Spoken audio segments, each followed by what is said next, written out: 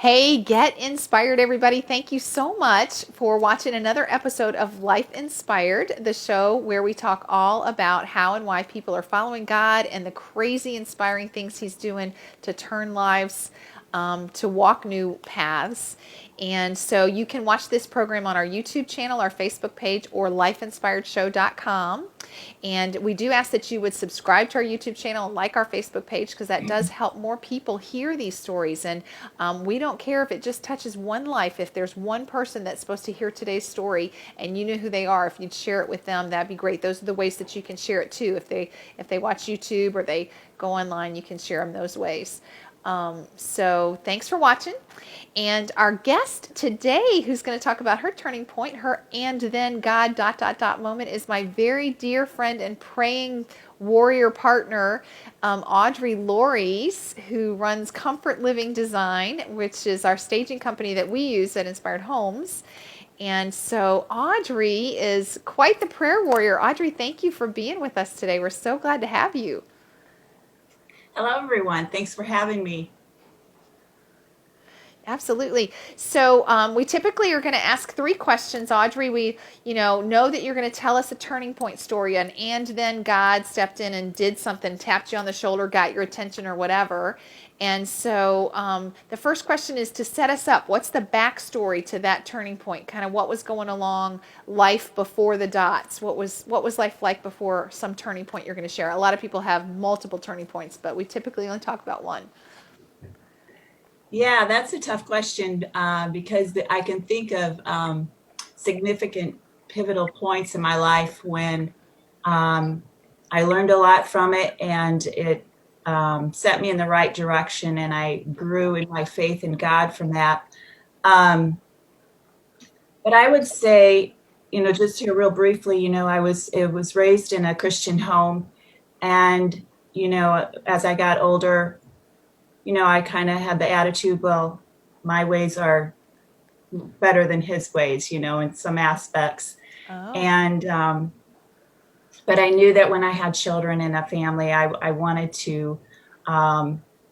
I wanted to live as a Christian. As funny as that sounds.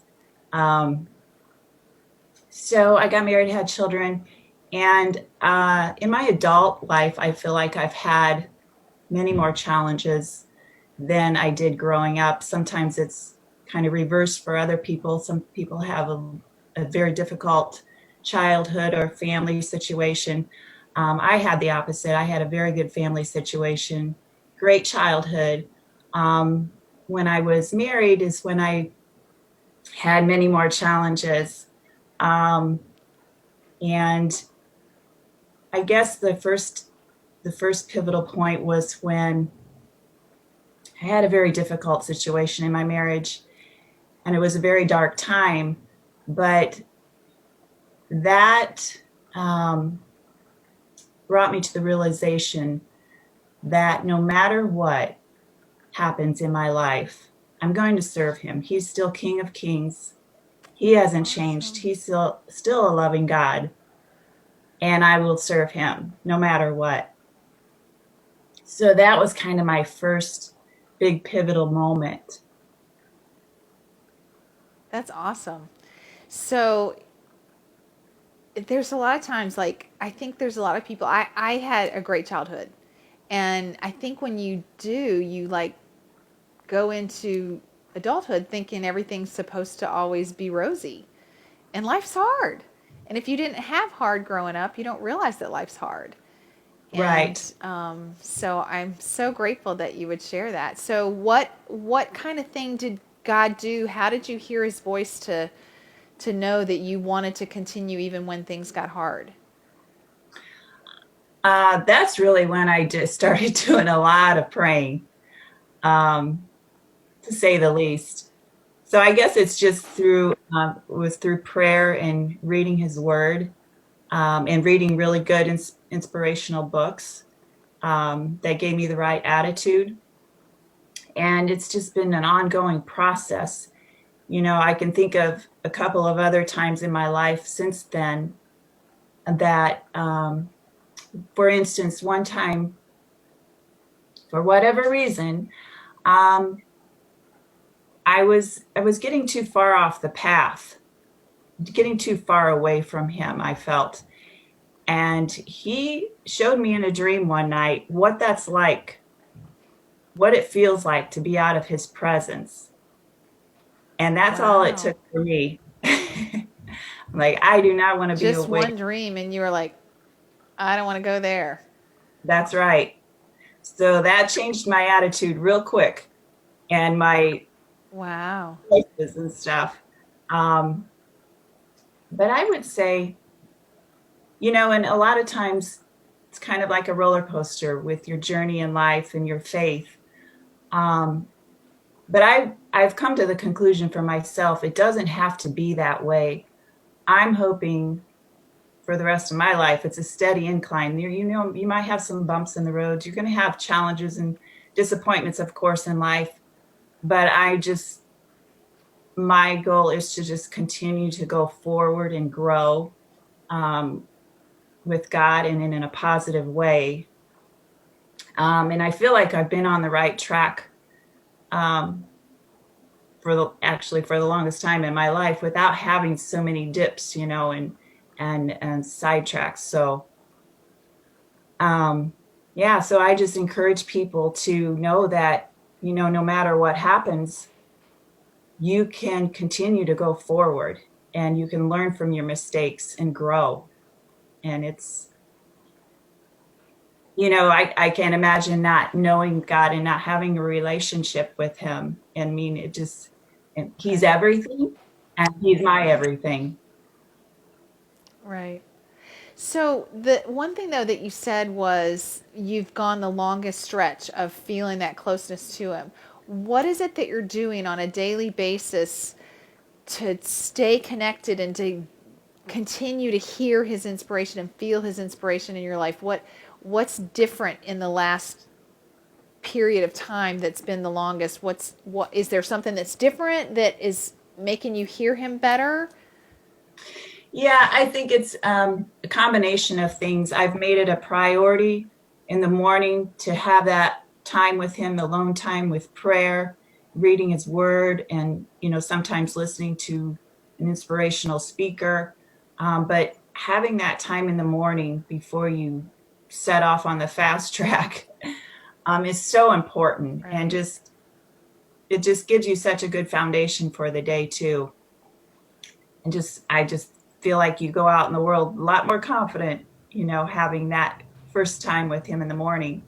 But yeah, I think um, just striving to know him better, through his word, through prayer, meditation, and fellowship with him, and having people and friends in your life that inspire you and help you grow.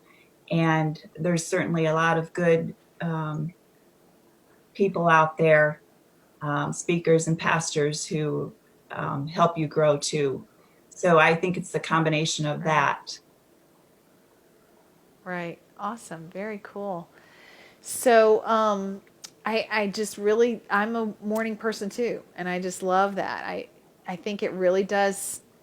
If you spend the time to get to know him and learn what his voice sounds like when you're alone and it's quiet and you don't hear other stuff, I feel like you can hear him more when the clamoring of the world is going on around you and you can't hear because it's harder to hear because he speaks in whispers, right? And it's hard to hear him when there's a lot of noise. And so we got to shut the noise down to be able to learn to hear him. So I love that. I would love, before we go though, if you could also talk a little bit about some of the times like you and I would go and we literally would go on prayer walks in different parts of South Bend, praying for our community and praying for our country. And I would love if you can share maybe one memory that you have from some of the times that we've done that, what you got out of that. I mean, that's a little off what we normally talk about, but I'd love to share because we've done that together and it's been a great joy for me. Yeah, I thank you so much for bringing that up. I mean, that was an impact for me too. It inspired me. Thank you for giving me that inspiration, because that definitely gave me a different view too on having a heart for our city and community, and praying for that. But I remember a couple times when we were able to stop and talk to people. Sometimes people even came up to us Right. and we were able to share with them. And we don't know for sure what seeds were planted or what kind of impact, but someday we'll know. Right. Um, and Right. I also remember you and I were walking down the sidewalk praying, and just out of the blue from nowhere, this young man came up to us, and it was very strange what he was saying. I mean, I don't know what some people might not understand this, but I feel that it was a very spiritual thing. He was not for us; he was against us, and just like that, is he just disappeared, and he just like vanished. I don't know if you remember that, Diane, but that's I don't remember this at all. really, yeah. And I don't so remember. I thought that was very interesting. I just felt like that was saying that we were doing something good there, and the evil one didn't want us to. He didn't want us praying. So yeah, very cool. Yep. Well, I thank you so much for sharing, Audrey, and being available. If you guys would like to talk to Audrey about your walk with God and ask, how she's developed hers, I know she would meet with you for coffee or virtually or whatever. So you can message us here on the YouTube or Facebook or lifeinspiredshow.com. However you can message us, we'll get you in touch with Audrey, and you can talk to her about what it's like to walk with God, what it's like to be visited in dreams, that she had a dream and she knew, I don't want that, God. That's not the way I want to walk. I want to walk with you. So, yeah. And also, if you know somebody that needs to tell their story, we're still doing it virtually because of COVID. And so you're totally safe. You can be at your home. But if you want to share your story about how and why you're following God and how He's inspiring you, we'd love to have your story too. So, thanks for watching, you guys. Have a great week. Audrey, thanks again for sharing. Thank you. Bye, you guys.